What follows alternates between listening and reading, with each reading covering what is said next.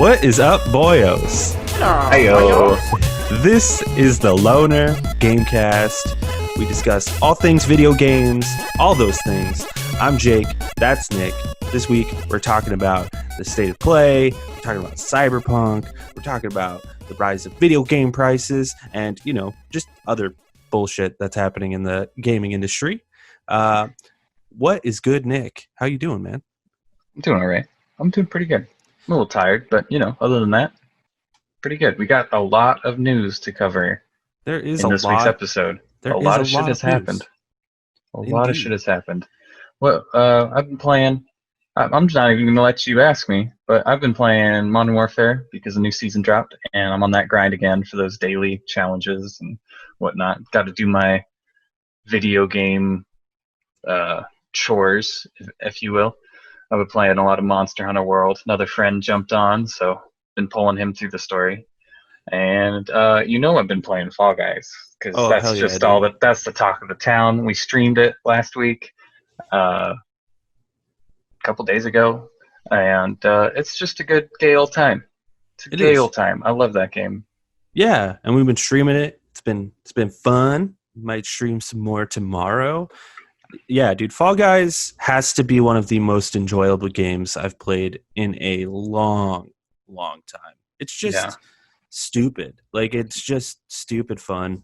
There's no, like, it's not very competitive, but it is competitive enough.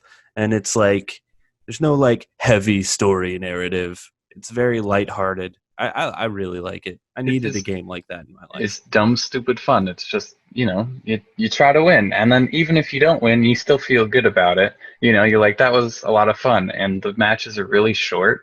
So you're putting away maybe 10 minutes every match, I guess.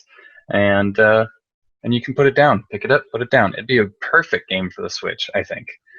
Yeah, it actually, that would be a good game for the Switch. I don't know how well it would run on the Switch, honestly. I don't either. But the amount of characters on screen, I don't know. Yeah, that's a good point. What have you been playing, Jake? Well, I've been playing Fall Guys, but, you know. Yeah, what else is there to say about Fall Guys?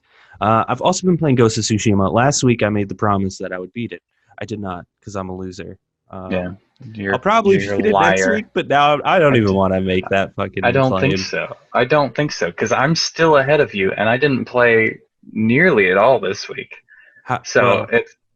It's like you've been putting away all those side missions and going on those journeys and stuff. Yeah, I'm trying to get to a point where I can just slam the main story, you know? Because I'm just doing all the side stuff, and then I'm just going to slam the main story. So, I don't know. We totally skipped it. Last week's question. Oh, shit. That's all right. My fault. No worries. Our question last week was, will Xbox Live being free and Game Pass encourage more gamers to make the jump from PlayStation to Xbox? Well, we have the answers. We always have the answers. And also, this is what you guys said. Nothing. But... yeah, it actually looks like Xbox Live is not going to be free. I think Microsoft came out and was like, that's not true. That is not true. I don't know where that rumor is coming from. But, you know, we always know the right answer, so it will be free eventually. I bet it will be. We're always right. You know? I mean, even if they just repackage it, I mean, like, if they just start calling Game Pass Xbox Live, I mean, they could just start doing that. So, I don't know. I think, if anything, that's the only thing bringing PlayStation players over to Xbox is Game Pass. Yeah. That's the only thing they really have going for them over there. And I don't know. For me, I have an Xbox. I don't pick it up because I also have a computer that can run most video games pretty all right, you know? Yeah. So it's like, my computer's always plugged in. I can get Game Pass on my computer. I don't need the hardware, so it's like why even plug it in? You know? Not everyone has a computer though. Not everyone's like us and has everything, you know. True. Well, let's get into the news. So to start out the news, there was a big event that happened last week. Did you hear about this one? Did you hear about this? You hear about this? You hear about this? You hear about this one? My giant chin. You hear about this? Well, I don't know why it looks like that though. That's the Jay Leno chin. You hear about this one? You hear about this one? Yeah, PlayStation had a state of play last. What was it? Thursday. It was Thursday. Yeah. So let's just break it down, shall we? Let's do it. It was very third-party centric. I thought it was a pretty decent showing. It was about 45 minutes of just third-party games.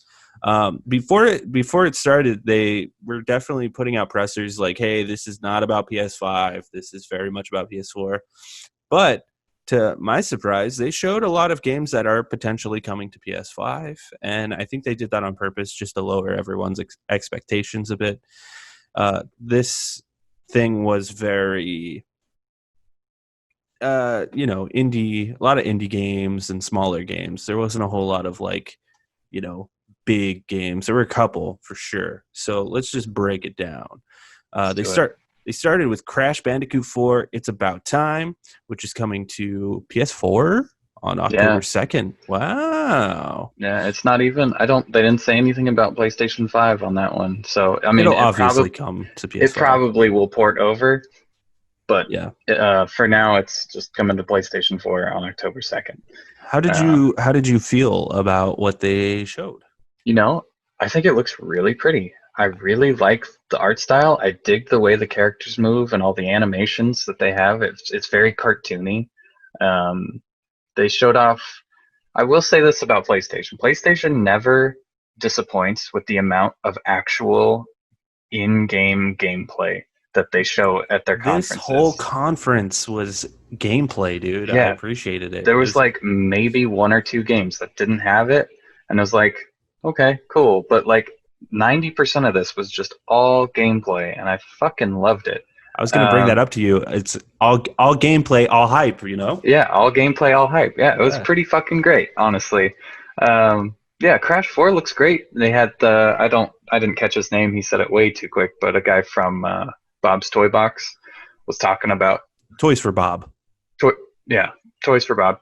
Talking about how just all the ideas that have gone into Crash 4, and the points that stood out to me was like they have outfit changes that you can do. So, and he also said there's no microtransactions on it, and it's all very clear. Yeah, it's all vanity stuff. So like you earn these outfits, say like a biker jacket for Crash or whatever, and then you go around and you play with Crash in a biker jacket. And I thought that was pretty cool, a little departure off of what we're used to. And they also announced that you can play the entire game as Coco, which is like Crash's sister, friend, something like that. I thought that was more cool. Cosmetics, really. Yeah, honestly it is. But I thought that was kind of cool because it kind of gives you another playthrough. And then they said that there were specific levels where you can play as Cortex and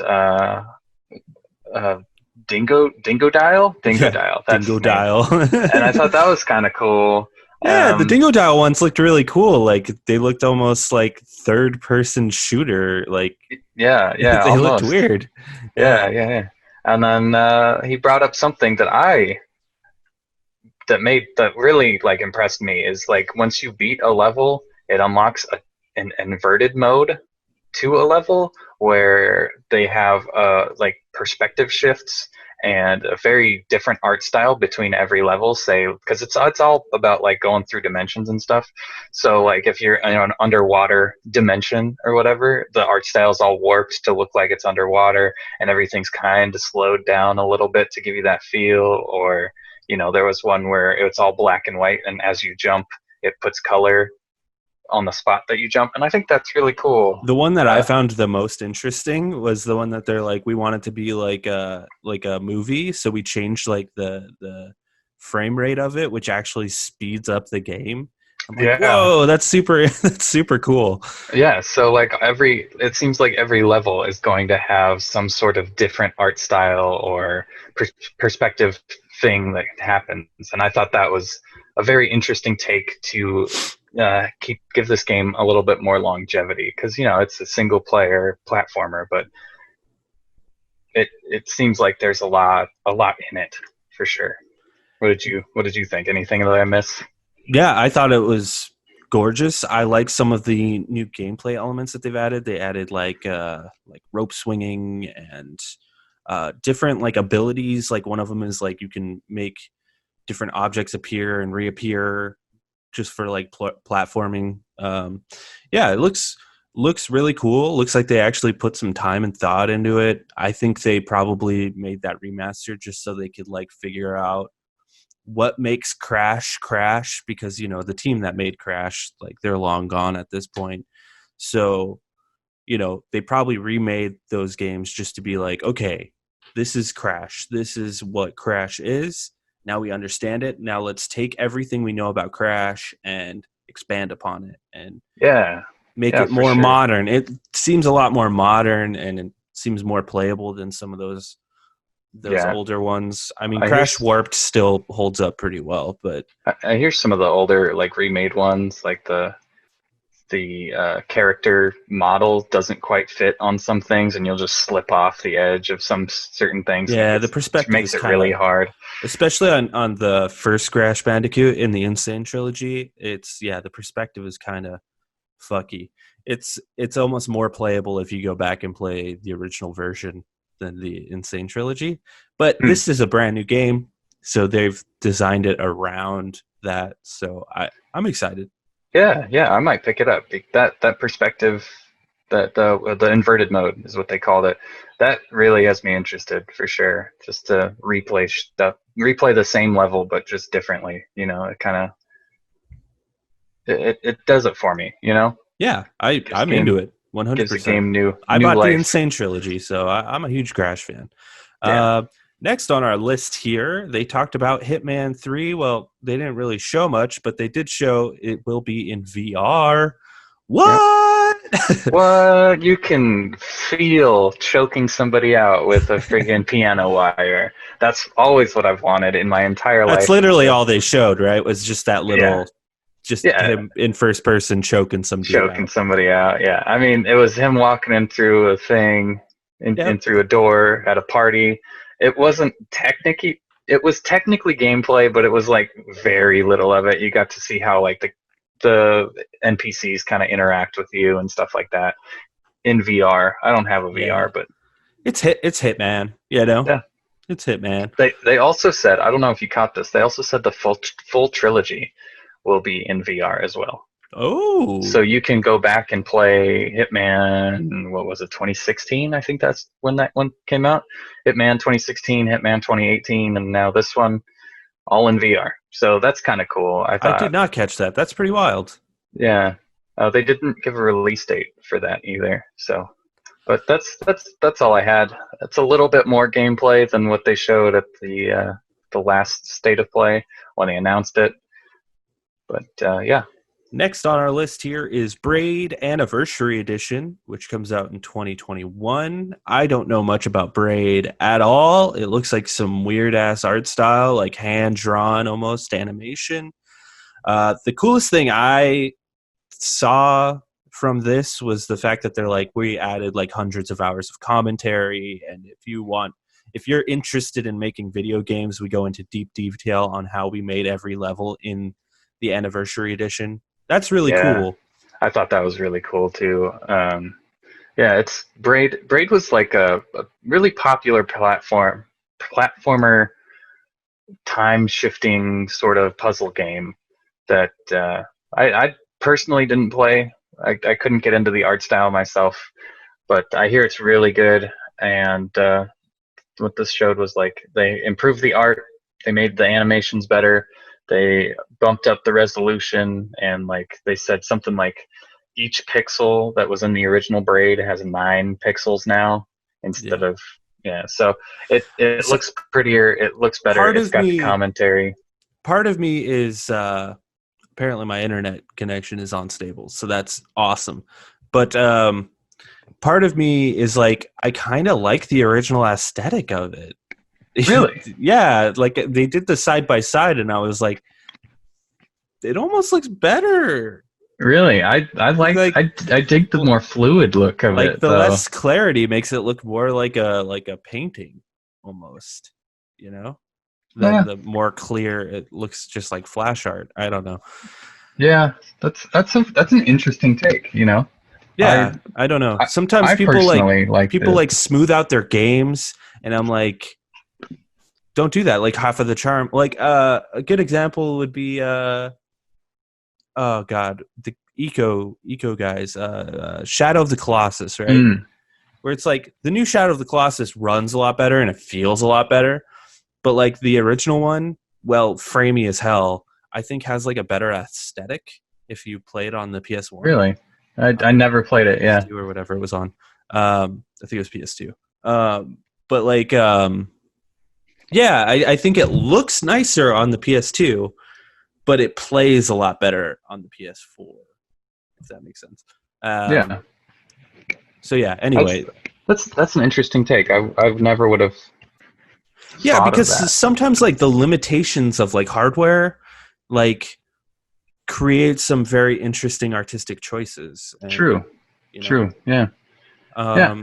So next on our list here is a game called The Pathless, which is I don't even know. It's a weird, like, you shoot bow and arrows, but you're also doing like parkour at the same time and running really fast. And the more you shoot at the targets, you keep up your speed. You can also glide on your eagle. It looks really cool. It's got like a Journey sort of art style. Yeah. Well, speaking of Shadow of the Colossus, that's kind of what I got from this, especially towards the end of the demonstration of the demo that they had.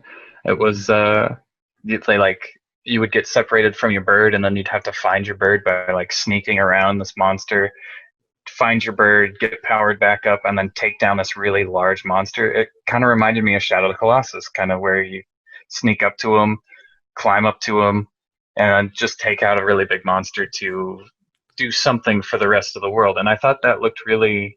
It was like a new take on the Shadow of Colossus. It does have Shadow of the Colossus vibes, yeah. Yeah. I didn't put that together, but yeah, you're right. It does kind of have that sort of vibe.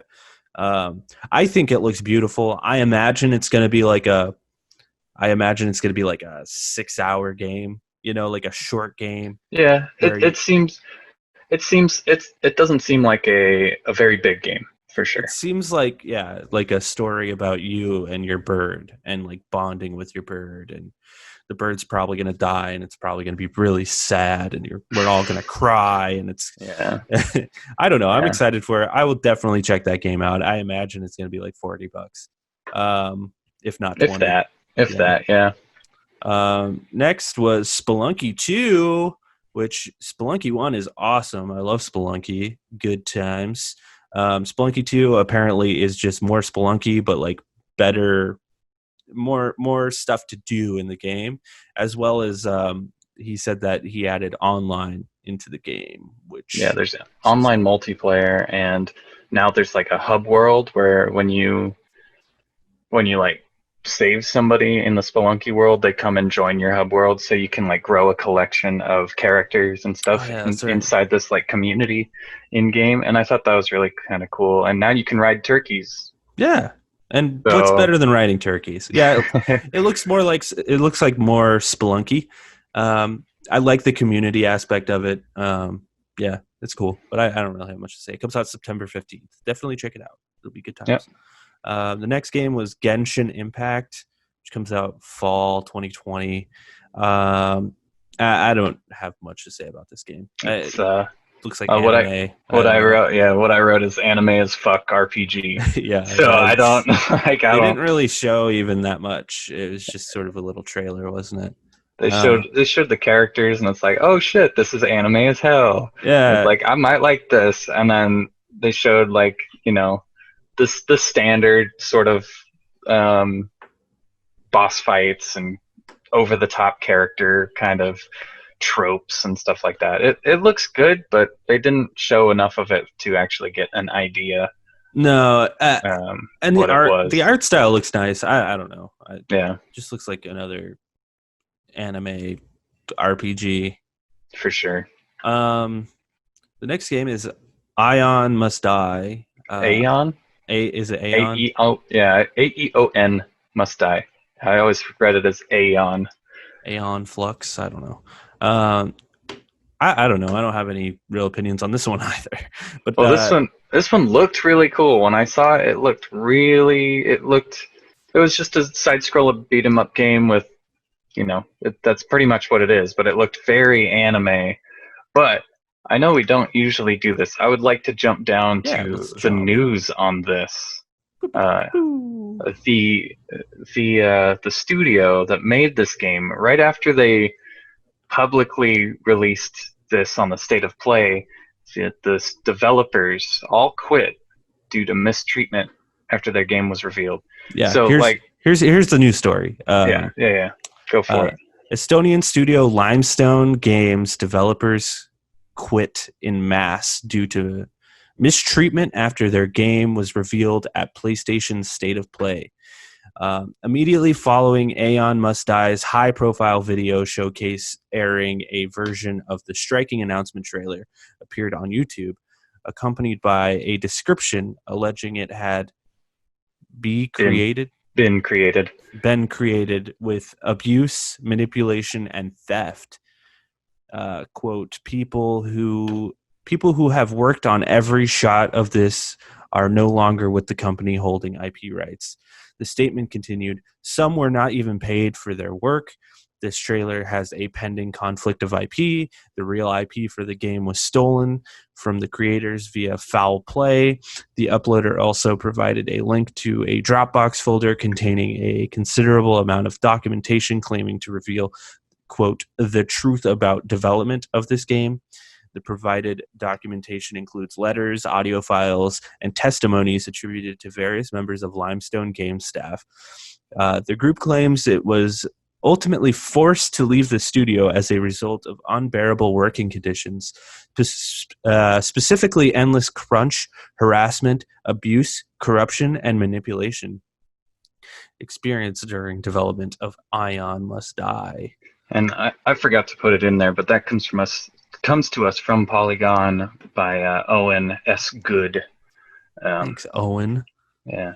So I thought that was kind of interesting. That's one of like the biggest things that like happened that's ever really happened is like a team just completely drops out and they're just like, hey, no, this game is total bullshit. Like we worked our asses off and for nothing. And we don't have any rights to it anymore. It makes me wonder, like, what the hell happened? Like, was there some sort? Were they working on the game, and then some, company came and gobbled them up, or was it like foul play from the beginning? Also, I don't know how Sony could let that happen with their State of Play. I mean, obviously they probably had no idea, but like, I don't know, maybe do a little bit of background checks before you just put things in your State of Play. Yeah, for sure. But like, it's because I mean, like Sony's no stranger to this kind of controversy by posting weird stuff. Because remember, they posted that weird game, Gamer Girl, which they posted on their Twitter, and everyone's like, why are you posting this? And it's not even like people have an issue with the game existing. It's like, why is Sony posting this? Right. Yeah. Like, I don't mind that it's on the PlayStation Store. It's just like, why would you post that? Or like, why would you put this in your State of Play if there's some of this going on? Like, did you not talk to any of the developers? Like, yeah, you just talked to the producer, and he's like one of the guys that I guess was an asshole or something. Like, it's crazy to me that the whole development team is just like, yeah, no, we're not doing this anymore. Which makes me wonder if like the game's ever even going to come out. Yeah, it probably will, but it's not going to do well. No, not at all. Yeah, comes out in 2021 apparently. But yeah, next on the list, I think we can move on. Yeah, for sure. Is Anno Mutationum? Anno Mutationum is what I'm gonna say it is.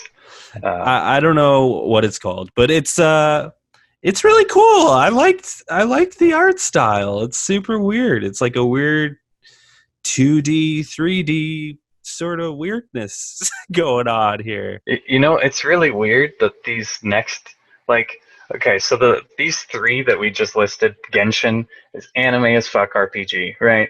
And then you have Aeon Must Die is also very anime as fuck, but it's also a side scroller. Then you go to this game, and then it's Cyberpunk side scroller beat 'em up. So it kind of like all links together, and it's like it's really cool how they put it all together. This one was really weird though, because it's also like 3D in a weird way. I think that's just like walking around. Yeah, but once you get into like combat and the actual gameplay, it's all side scroller. But yeah, it's still a really cool art decision. I'm really into it. This is another one that would be really dope on the Switch. Yeah, I really liked the way that it was presented. It's set in like a cyberpunk sort of world, and I'll fuck with anything cyberpunk at this point. Yeah, and it looks really cool. Like it looks like a story about a girl who has some sort of powers, I guess, and she beats people up in a cyberpunk dystopia. Yeah, it looks really cool. I'm super into it. It comes out in December. I imagine that'll be like a launch game. Or launch window. It's coming to PS5. Right. Yeah. And then we get to the infamous Bug Snacks. Yeah. It looks bad. It looks boring. Yeah, I don't know. But every streamer is going to stream this game though. Like maybe. But like the thing that they did so right but so wrong is just get Caro Caro Bonito to sing the song, and it's like there's nothing wrong about it. It is such a fucking bop that everybody's like, dude, this song jams, this game's gonna be great. And I heard, I could be wrong, but this is a very small team. Like what I heard was it was 8 people. Yeah, it's the dudes who made Octodad. Like these guys are not like a big studio at all. But it's just like they're getting so much publicity from their original that they're like, I can imagine like the amount of stress that they're going through. Just like, fuck, this game's not that good. Like we don't have the manpower to make it like a AAA game kind of thing, and everybody's kind of blowing it out of proportion. You could tell it's not a AAA game, and if you've played Octodad, you know what you're getting into. Like it's going to be jank. It's more of like it's almost like a joke game. Like I don't know, like that Rick and Morty game almost. I think this game will find its audience for sure. I don't think I am its audience. I might pick it up if it's like cheap, but like I don't think I'm this game's audience. I didn't even really like Octodad. I thought Octodad was really funny, but like the controls just frustrate the hell out of me. Well, that was the whole point. But I know, but like not in a good way. It just made me mad. Yeah, I understand. Like people, like I said, like people will like this game, but I won't. I'm really scared for these guys because they make like funny ass games. They have good ideas and stuff. But if this game gets blown out of proportion too much and it's a letdown to most of the people, then they're going to get some backlash, and they're going to be like, I don't think so. We didn't mean to. We really didn't mean to. It's not like, what's that game? The Hello Games game. Oh my God. No Man's Sky? It's not No Man's Sky. It's a stupid little game about bug snacks. I think everyone kind of gets the idea. Fucking music in it, I think everyone kind of gets the idea that this is like a small game made by a small developer. It's less ambitious than No Man's Sky. And like very apparently so. And even if people do pick it up and hate it, this game is going to be like $20. It's not going to be like, for sure, AAA game. Like you can't get too mad at it. Yeah. Holiday 2020 though. PS5 launch game, baby. What? Right next to Miles Morales. Let's do it. Which one do I pick? Miles Morales or Bug Snacks? Next on our list here is Vader Immortal, which is some weird VR game. Whoa. Hold on. Really? Oh, yeah. You're right. You're right. I skipped this entirely on my list. Oh, okay. Just because they didn't really say anything new. But go ahead. Sorry. Yeah, it's a VR game where you play as Vader and you wreck house, I guess. It's already out on. Is it? Other things? Yeah. It's out on Steam, I think. Okay. Well, there you go. And they're just porting it to PSVR. Comes out August 25th, 2020. Yep. Check it out. Yep. It's cool stuff. Yep. Next on our list, which is what you were probably really excited about. Yeah. I'm like, whoa, don't skip this shit. This shit's good. And they didn't even show much. It's just like a little trailer, but it got me hyped and it made me realize how much I fucking love this game. They showed off some new Control DLC, and what's special about this DLC is it's an Alan Wake crossover. Yeah. Which comes out August 27th. I never played Alan Wake. I plan on playing it soon. But yeah, what do you think, Nick? This was my game of the year last year, I believe. Oh yeah, I platinumed it. Was it last year? Yeah. This was my game of the year last year, and I love every minute of it. I played the DLC. I have like all of the costumes and whatnot.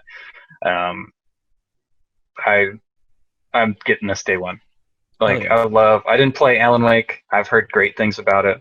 If I hear it fits perfectly within the Control universe, and I'm just super excited to jump into it. I might actually like watch somebody play Alan Wake or play it myself because I think I have it on Steam.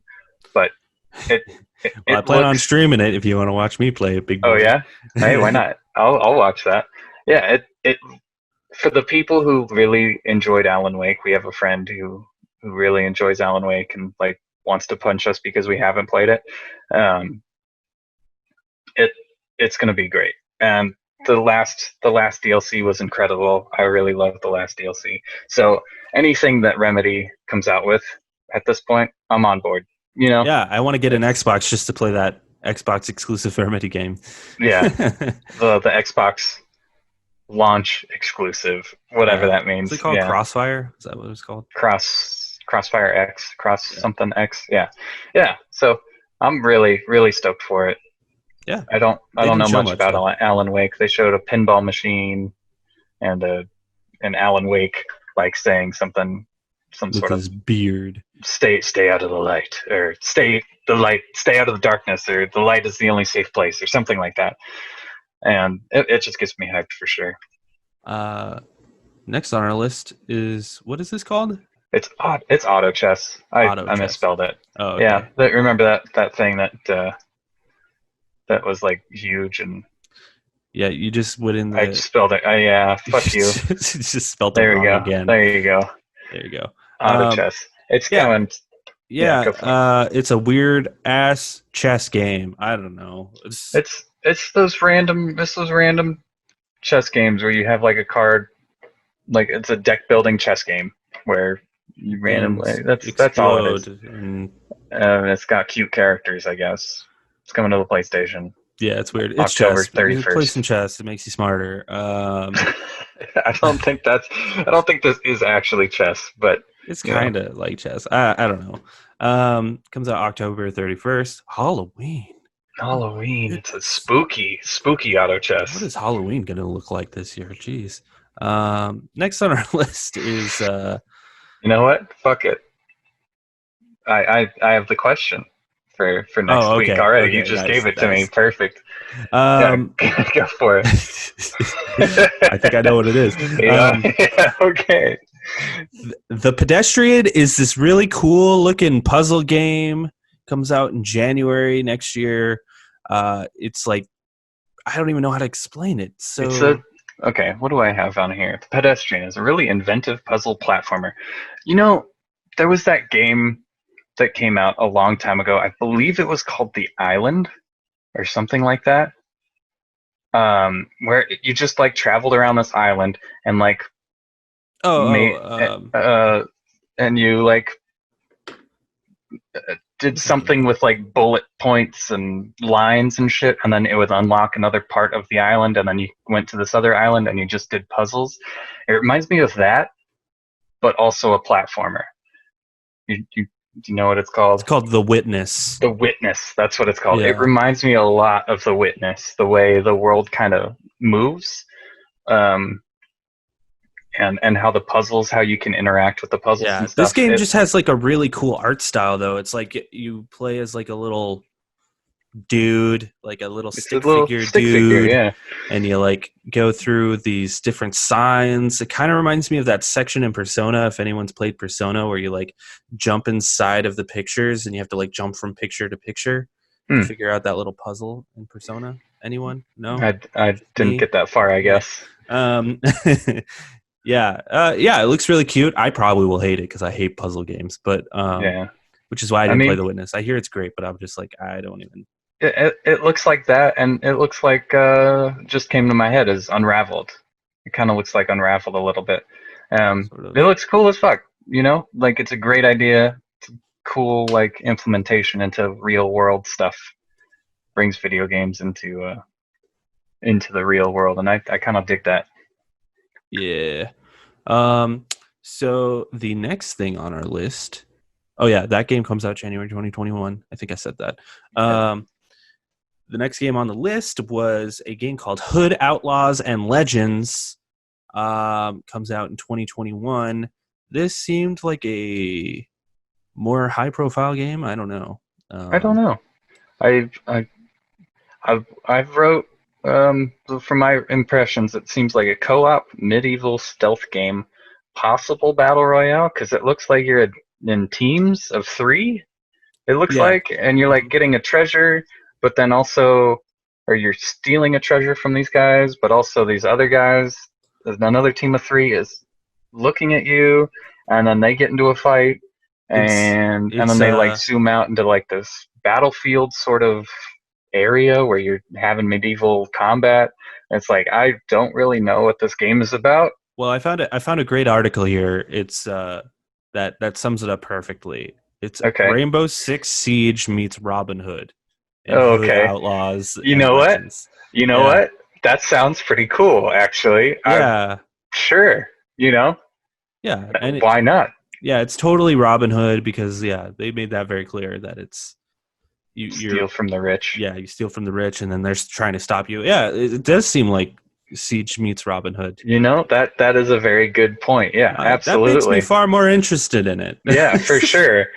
I saw the teams of 3 because the 3 guys are like walking up to the treasure chest, and then they go up to the balcony, and then there's 3 guys on the balcony that are all aiming arrows, and it's just like, is this another fucking battle royale? I'm so sick of this. But now that you say like Siege, kind of, it's like, oh shit, another. Defend the hostage. Yeah, it would be really cool, actually. Yeah, I'm into it. The next game on the list is a game that's been out on PC forever at this point. This hasn't been out. It's in early access. Is it early access? Well, it's been in early access forever at this point. It's a little game called Temtem, which comes out in 2021 on PS5. I'm stoked about this. And it's Pokemon, but not made by the Pokemon team. And it's also an MMO. Yes. Like, you can play in lobbies with like who knows how many people. Yeah, that sounds great. I'm so excited. It sounds really cool. Traveling around the world with your friends. Yeah, playing Pokemon with the boys. Catching Temtems, I guess, Battling the boys and Temtems. Yeah, I'm all about it, dude. Temtem looks awesome. I've never played it. But I'll probably just wait until it comes to the PS5 and just play it that way. Get some trophies as well. For sure. I'm super excited for it. It looks great. And I'm glad Pokemon, it could be like PlayStation's new, like PlayStation's version of Pokemon. Well, it's just like console Pokemon, I guess. Because I imagine it will come to Xbox as well. I can't imagine it won't. I can't think of a different way to describe it other than it's fucking Pokemon, dude.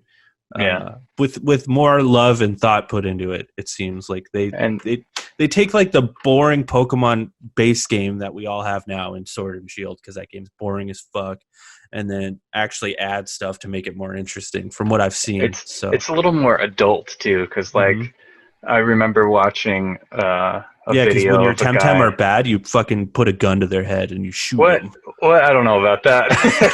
I don't remember that ever happening. But when you're choosing your first Temtem, like your Professor Oak type guy is like, oh yeah, I won that Temtem in a bar fight, and it's like, oh shit, what the fuck? Nice. Well, that's crazy, but yeah, it seems like it's kind of goofy, and I'm it looks excited good. about Temtem. Yeah, for sure. And the last thing they showed, which is supposed to be like the hype game for Sony, but it's really not, is Godfall, which is coming out this year. Seems like a launch game for the PS5. Yeah, Nick was saying it looks horrible. I don't think it looks horrible. I think it looks fine. I don't know. I want to see more of the systems. If there's like a really cool like leveling up tree, I might be down for it. But like, it just seems pretty bare bones. It does, especially for coming out this year. It's like, I don't know. They showed off probably 10 minutes of gameplay, and not once in that gameplay was I like, whoa, cool, great, like animations or anything like that. I actually felt increasingly more and more bored while they were showing it. Yeah, for sure. It was like, oh, and we have 4 different weapon types, and it's like, that's it?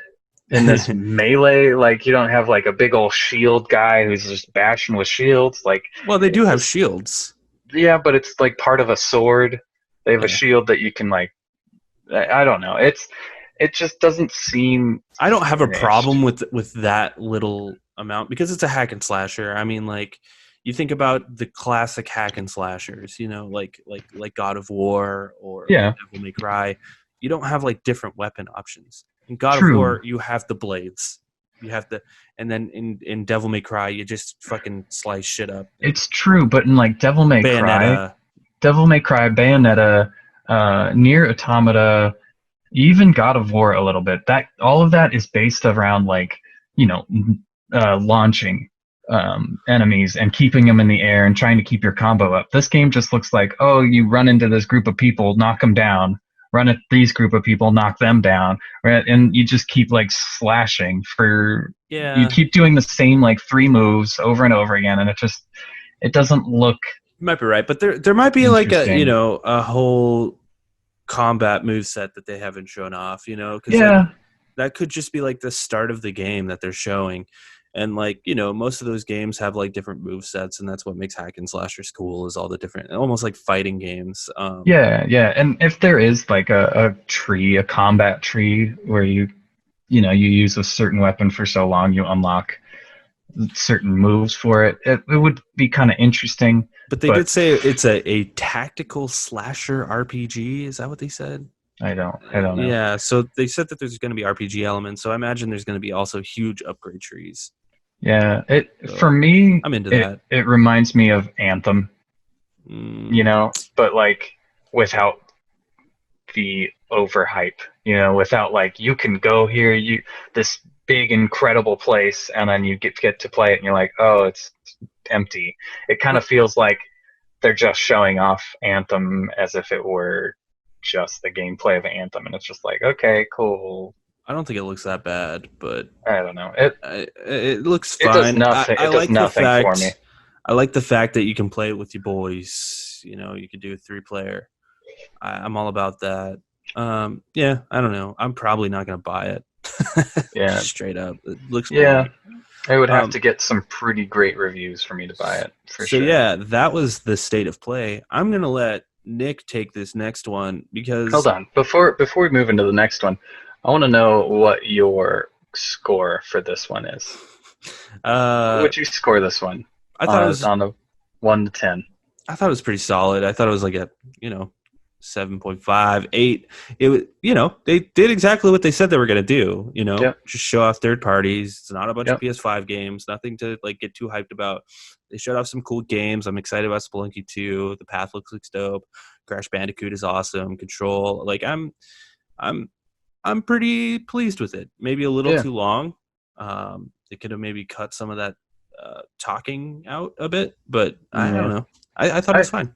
I was thinking 7 too, but only because that Godfall thing was just so drug out and long, and it was just like, all right, I just want to. I feel like skip to the end. I don't care. And I feel like they think that game is bigger than it is. Yeah, for sure. For sure. For sure. But I'll let you take this next piece of news because I kind of tuned out because I just don't want to even know anymore. But yeah, that makes sense. Well, you can just take your earbuds out or whatever, spoil it for me. It's cool. and I can. All right, so I am too hyped for this. So I watched the Night City Wire, and that came out today, Monday, August 10th. And I didn't think it was going to come out so early. From what I remember, it was coming out at like 6 p.m. Pacific time. But I woke up and I was like, hey, this new Night City Wire episode is out. I was like, oh shit. So I watched that. And it was like a 20-ish, 30-ish minute video of, them going through certain aspects of the game. Like in this one, they the start game off being with Cyberpunk. Cyberpunk, absolutely. Sorry. I'm just so hyped. So fucking hyped. For sure. They went over life paths and in intro of redness and whiteness. What are you saying? I'm white? What's up? That's a throwback. They went over life paths, and in Cyberpunk, you get to choose when you start if you want to be a nomad, a city kid, I believe, street kid, nomad, street kid, or a corpo, and those the game is just completely different for each thing, and how they kind of showed a trailer and they showed like different ways that the game kind of starts. Within the trailer, they like zoomed in and they're like, this is if you're going street kid, you're part of the, like, you've lived in the city your whole life and you know how the gangs and stuff work. And then they zoomed out and went into the nomads and they're like, you've lived your life outside the city and you're trying to get into the city. And then they zoomed out and they showed the corpo and you're like, you're at the top and you're at a cutthroat job where people want to take you down and you want to take the next person who's above you down so that you can get promoted and get to the CEO position, So it sounds like it's like games within a game. Like it's very, and I feel like this is one detailed. This makes it one of those games where I don't believe that you can actually review this game because there's just so much in it, and everybody is going to have a different game. I also feel like this could be a game that is incredibly overhyped. Yeah, to its detriment. It could be. Where like otherwise it would have been considered a great game. Since it's so hyped, it might be considered a good game. Yeah, it does fine. I wish I could have had sex more in the game. I wish I could have poured beer on people's titties. Yeah. I'm still hyped for it. I know it's going to have its problems day one. I know it's going to have its problems a year. So it'll take a while, but limitations on the hype. Sounds of it, also, they're planning on fucking hyped. They're planning on releasing a crisp game by the sounds of it, which is why they keep delaying it. From what I hear, the combat and the driving, like the melee combat, is a little wonky and the driving doesn't feel good from what I've heard people say as they played it. So that could take a while for them to actually fix it and move it over, because I doubt that you can do that within a month of game tests. But yeah, anyway, back to it. 8 months, right? It was supposed to come out in March. Right, but when they had people over to play test it and give their feedback and stuff, it was a few months ago. Yeah.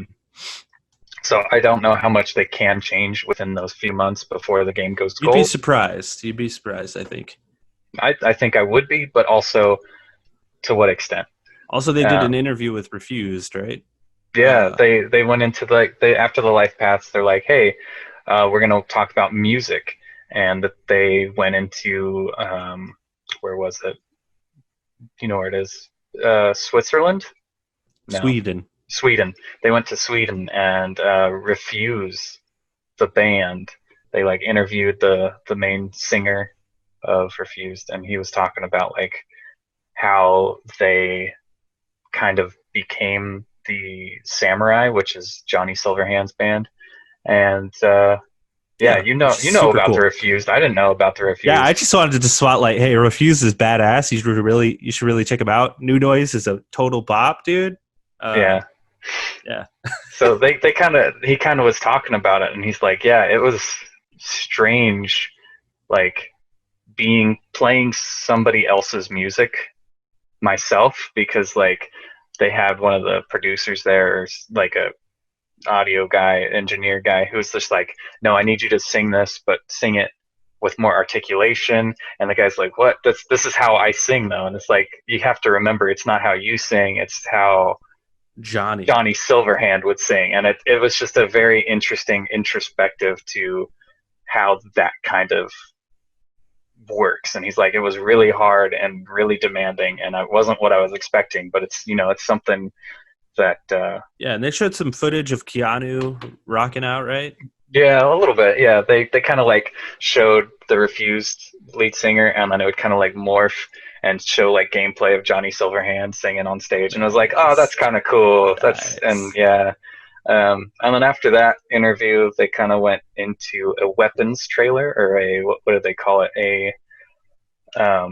It doesn't matter. It was a weapons trailer. They showed off guns, the different types of guns, the melee weapons, and offensive and defensive implants that you can do.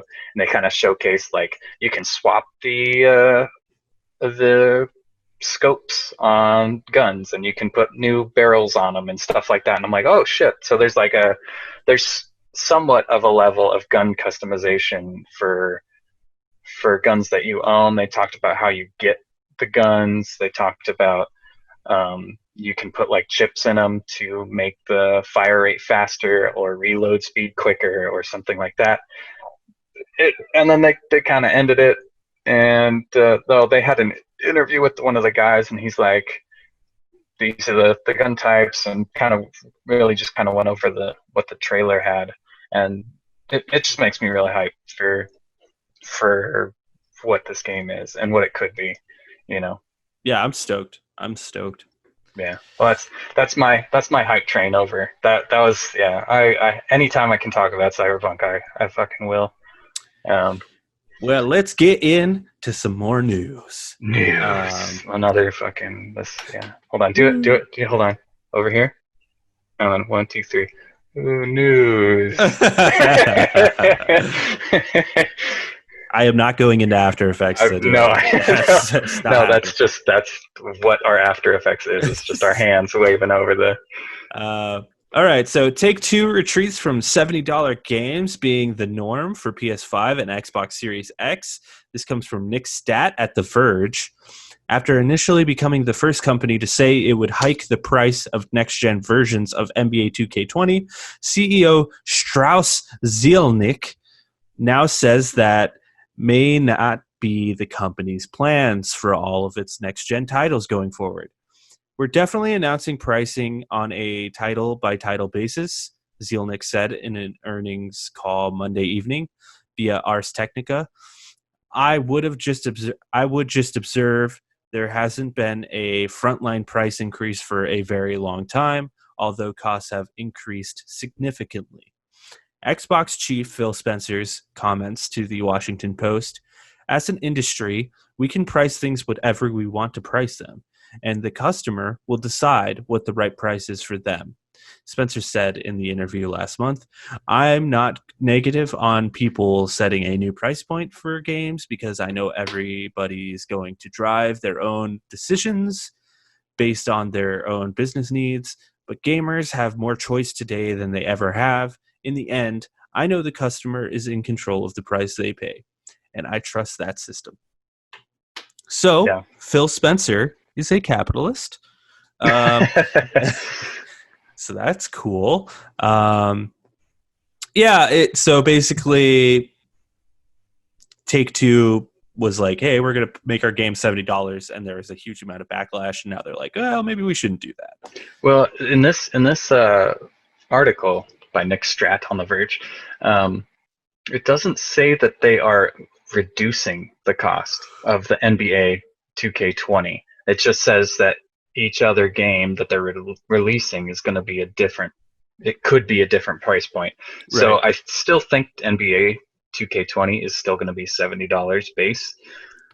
And I wouldn't be too surprised if all of their games were.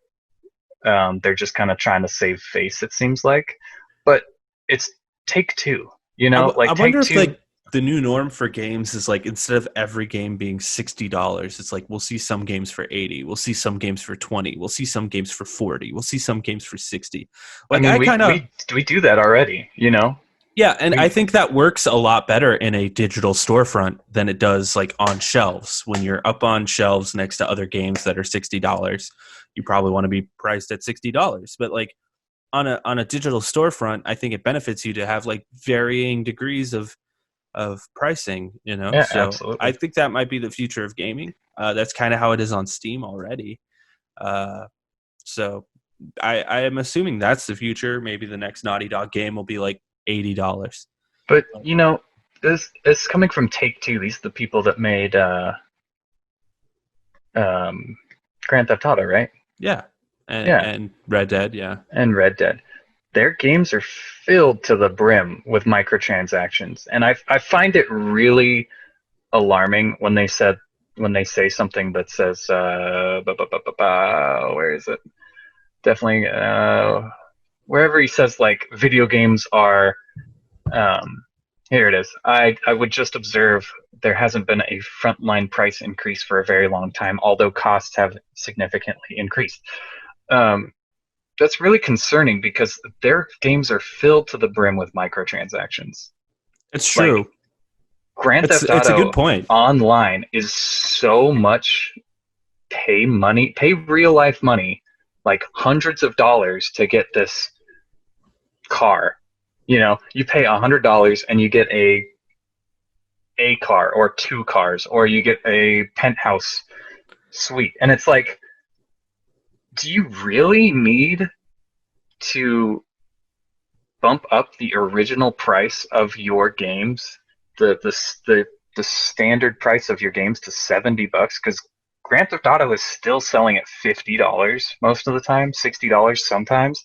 Like, I really don't think that they, especially Take-Two, needs to raise their price at all. Like that, it just seems very shitty. It's a good point. Simple. It's a good point because, like, you know, they say there's no frontline increase, but there has been. And if you plan on increasing your game's prices, you better take out those microtransactions. Yeah, at least some of them, or bring them down a notch. Now you have no reason to justify putting them in there. Yeah. Yeah, exactly. You know, the whole reason for justifying it was, well, we haven't increased prices on games for a long time. Well, it's like, well, now you have, and you've left the microtransactions in, and it's fucked up. We're paying a premium for these games, and you're not giving us the full game. Yeah, it's incredibly anti-consumer. It sure is, which is why I put that Phil Spencer quote in there, because he's just like, yeah, it's like everybody's going to do it differently. And the customer's going to pay what they're going to pay, you know? Yeah, Phil Spencer doesn't give a shit. He's like, whatever, man. We got Game Pass. Just buy Game Pass. Yeah, but I mean, it's true, though. Like, I'm not going to buy a game for $60 if I really don't care about it, or if my friends aren't playing it, or something like that. I'm not going to go out of my way and spend $100 to get a penthouse, because that's way too much money.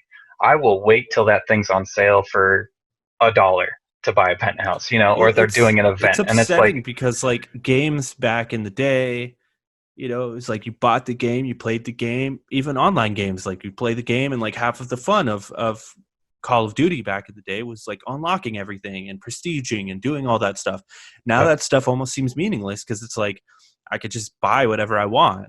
Like the level up system is nothing, because like once you level up completely, it's like there's another purchase that you have to make.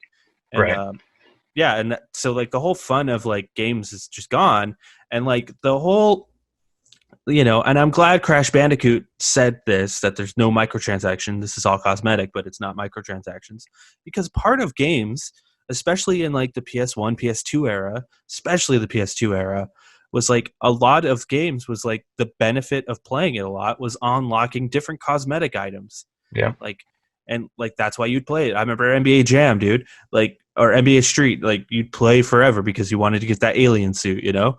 Yeah. Like, that was like the point. And now it's like, well, you drop $5 and you can buy the alien suit. It's like, well, that's like defeats the whole purpose of, putting time into the game. But then they're like, well, you could still do that, but it's like you make it like almost impossible to play to get it because you have to put in like 300 hours to get this fucking alien costume now.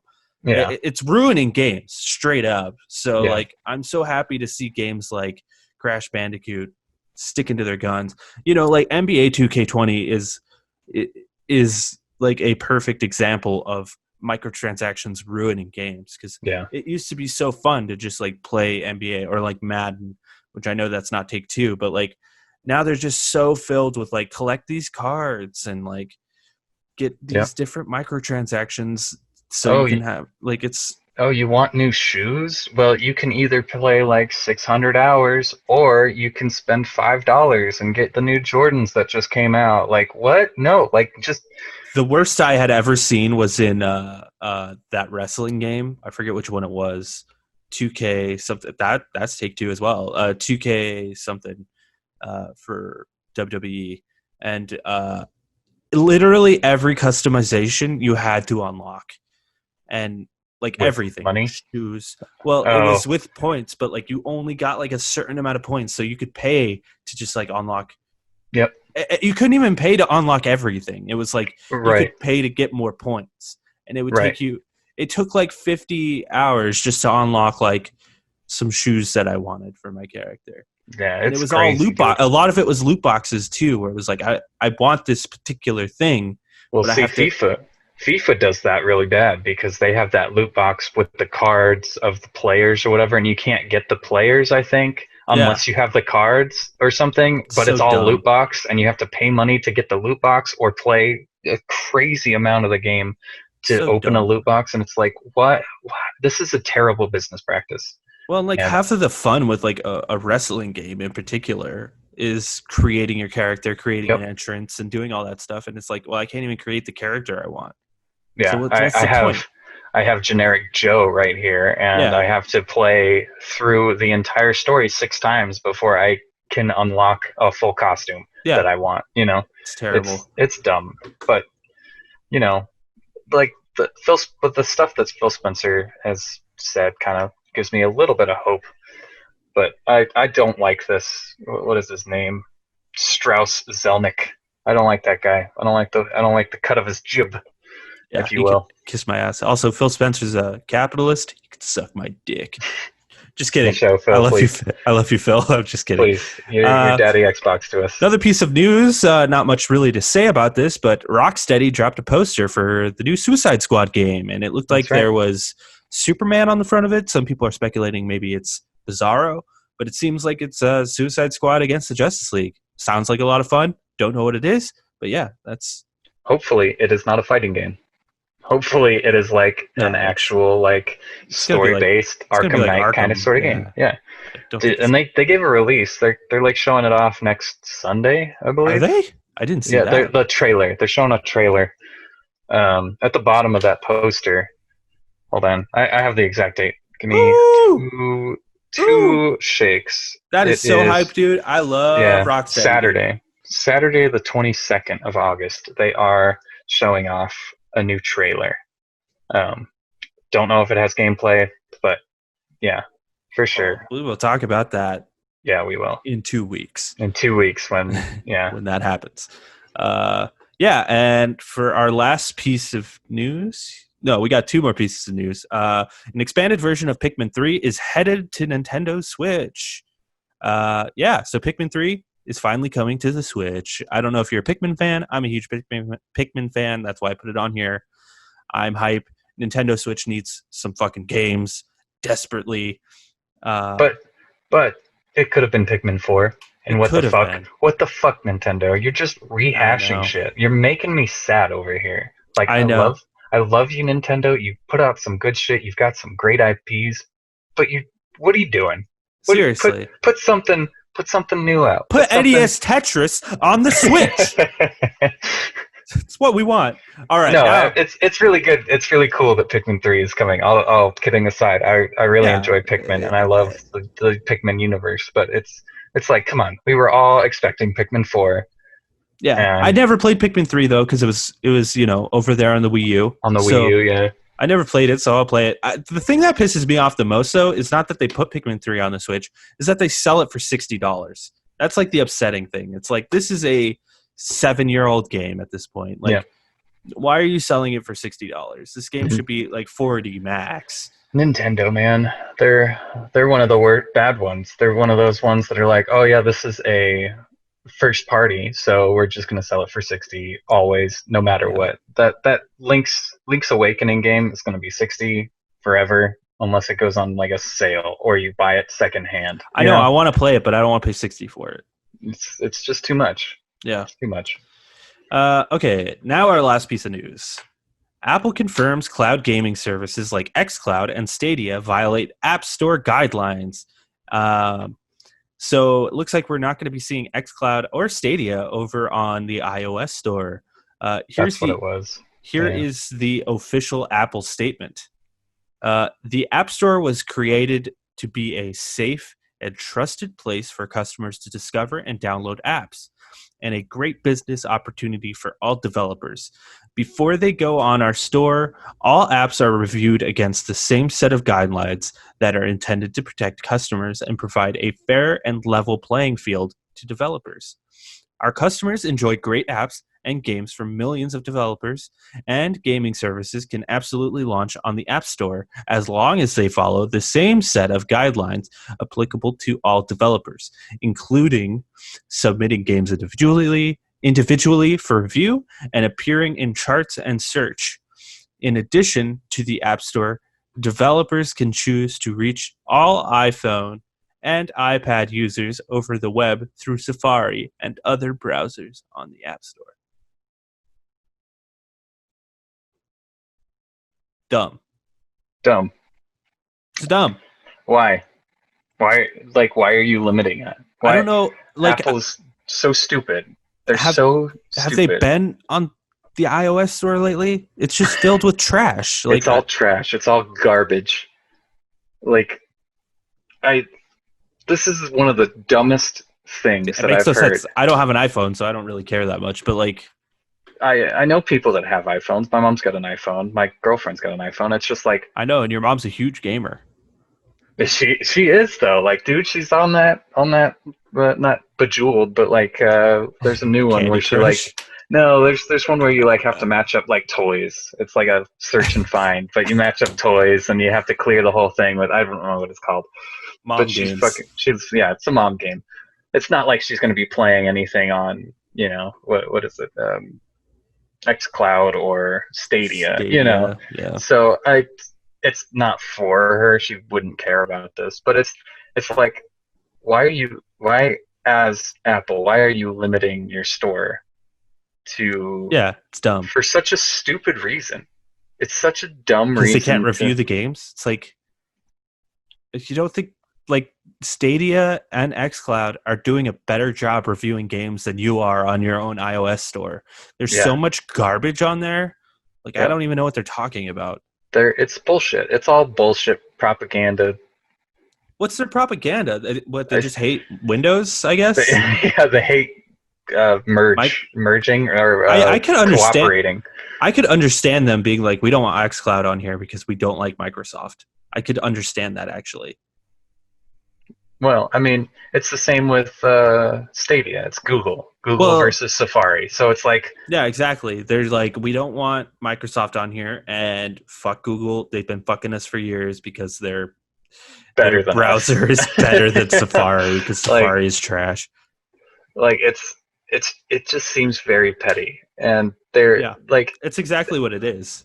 Apple just doesn't seem to be in it with the gaming, at least with the gaming community. They're just like, we have our own shit. You guys deal with all of the gaming shit. I don't know. I just don't think that they have their own part of the sandbox And they're like, don't touch my part of the sandbox. This is my part of the sandbox. You guys can't come over here because all of your shit looks like crap. Or we're just going to tell you that because buy our dongles. We want exclusivity and to charge ass loads of money for something stupid. Like we're going to charge you $80 for a charger instead of $30 for a charger. You know, it's so stupid. Apple is so dumb. I hate it. I can't believe people like it. Well, that's the news, and Apple sucks. They always have. I wouldn't be surprised if they came out with their own streaming service eventually. They do. They have it.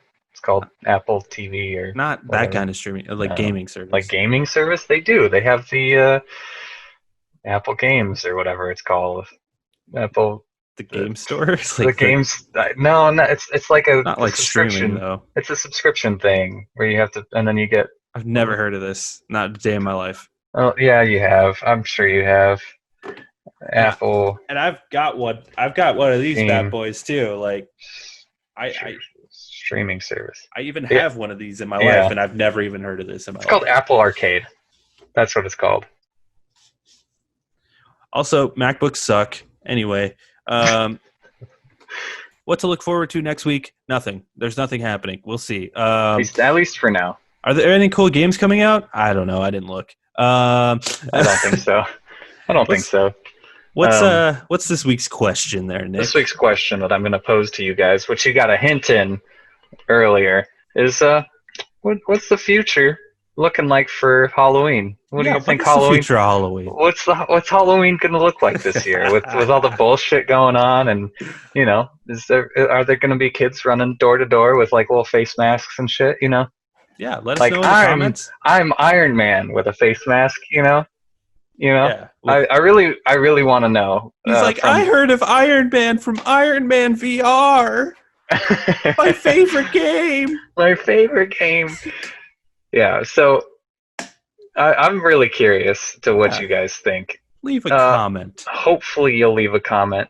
If you don't, that's cool too. I'm just kind of curious. Just means there is no future. It just means. But we have the answers, so tune in next week and find out. Yeah. Check out the Jake and Corey podcast every Monday. Check me out on Twitter, emergencypizza_. Check out Nick on Twitter, fatal_microwave. And also check me out on Twitch. I've been streaming more and more lately. Twitch.tv/lonercast. We're having good times. Also, always keep an eye on the channel because you never know what's going to happen. Ring the bell or whatever they say. Ring the bell. Hit the subscribe. Like the page. Go to the, follow us. Patreon. All that. OnlyFans. One day we'll have a Patreon. But yeah, definitely Patreon, check out my OnlyFans. Onlyfans.com/lonercast. We're also on Spotify. So we are. That is not cool. A joke. We are actually on Spotify. Yeah. So check this out. If you can't watch YouTube, you don't have a YouTube Red or whatever. Yeah. We're on Spotify as well. The more clicks we get, the closer we get to potentially making some money on this, making more content. So if that getting Greg Miller onto the show. Yeah, getting Greg Miller over here, getting Phil Spencer, the capitalist, on here. Having something in the background, Yeah, maybe I could find my remote for my lights. I don't know where it is. We'll figure it out. It's bare bones right now, but eventually it won't be. Also, I hung this up for the Ubisoft conference forever ago. Yeah. And I printed this one out too. I have this one too. Just didn't hang it. Those were for the conferences? Yeah. I don't think those ever went on the board, did they? I hung this one. I hung this one when I watched all the Devolver conferences. But yeah, this one's just been sitting here for a while. I got lazy. You literally could have put that up right before this one because we were talking about the state of play. Oh, it's too late now. It's too late now. There you go. Perfect. Beautiful. Bye-bye. Yeah. Bye. Oh, fuck.